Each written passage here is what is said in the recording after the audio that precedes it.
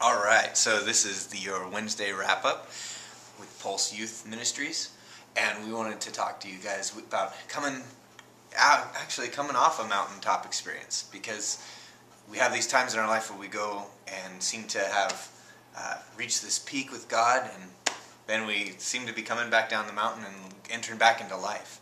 And as it was shared with you with my sister when she got to share with us, I guess she was standing on this side of me, sitting on that side of me when we were talking.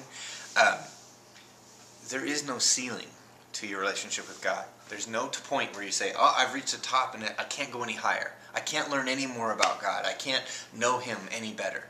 And I just wanted to kind of encourage you guys. So tonight we looked at the parable of the sower. And the reason that we did is because oftentimes when people hear the parable of the sower, we immediately just write it off as the gospel. Okay, so the gospel went out and what did it do? But when we look at each of the elements of the story, and we look at it as being the Word of God coming out to our hearts, it's like revelation from God coming out. Remember, man cannot live by bread alone, but every word that proceeds from the mouth of God. So every time God has something new for you, is it an old story? Parable of the sower, how many times have you heard that parable? Are you going to deflect any message you could get for it today? Remember, we don't want to divert or deflect. We don't want the enemy to divert us from the point of God's message, and we don't want to deflect anything God would have for us. So as we absorb those two things, and we come back from an experience, it doesn't mean you came down the mountain when you had a mountaintop experience. Stay on the mountain. If you do find yourself, you're back in your life, let that glory shine off your face. But also, what's the condition of your heart? What's the condition of the soil of your heart? So I encourage you guys this week for the ministry challenge.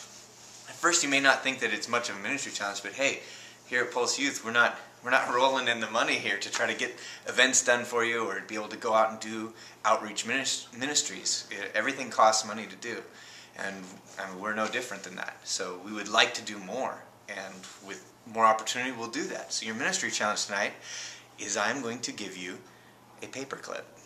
And you guys may have heard of the game Bigger and Better. And so you take that paperclip and you trade it and try to get something bigger and better.